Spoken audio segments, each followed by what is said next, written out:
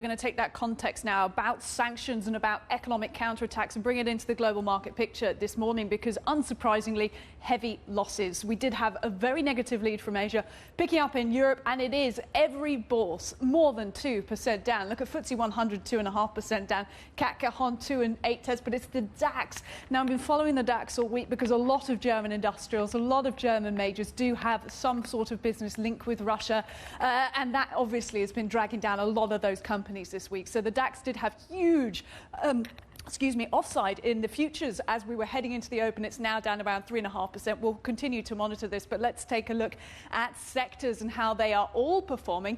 Even oil and gas is in the red, down 1.7%, and that is despite the fact that barrels of Brent crude have been spiking this morning above $100 a barrel for the first time since 2014. Meantime, you're seeing deep losses across all of the sectors, food and beverages particularly hard hit. Not forgetting, of course, there is still an inflation story out there, and what is going to happen from the Ukraine crisis in terms of the energy mix and the way that is going to push up prices, that means a lot for all of the food and beverage companies here in Europe as well. Let's take a look at European banks because obviously that they are going to be heavily affected. We're seeing this throughout this morning. UniCredit looking like the laggard, down 6.5%.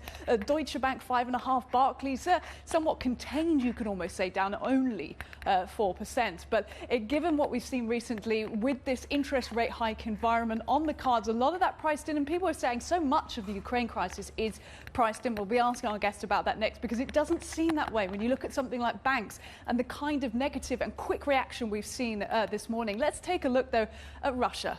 Given it's the centre of the story now, the ruble has fallen to its lowest level against the USD, seeing it at 86. Now, the greenback about 6% to the upside against the ruble. You're hearing terrible stories at the moment, unconfirmed reports, of course. We continue to sift through those about long lines at cash machines, especially in those rebel-held areas of Ukraine as well. But Russia, people will be trying to get money and think about their savings, think about their finances in the country at the moment. The MOEX, extraordinary. 42% down. It has extended losses from about 20-30% down earlier today. These are staggering numbers, but unsurprising given the situation. Let's take a look at WTI and Brent crude. We mentioned oil and gas briefly. Brent crude, $103.66 per barrel. This, of course, on this very complicated supply picture. Yes, supplies will be squeezed when we have less oil entering the markets. Traders are going to have to think very carefully about how they handle Russian barrels of oil.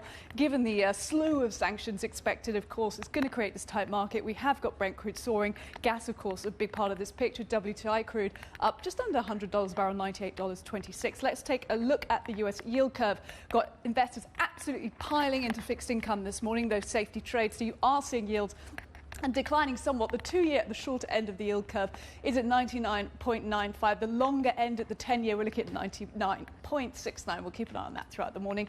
And we do want to give you a look at the US futures, long way from the Wall Street Open. But at some points this morning, the Dow Jones has been off almost 850 points. So it's actually doing a lot better. It's now only off by 480 points to the downside.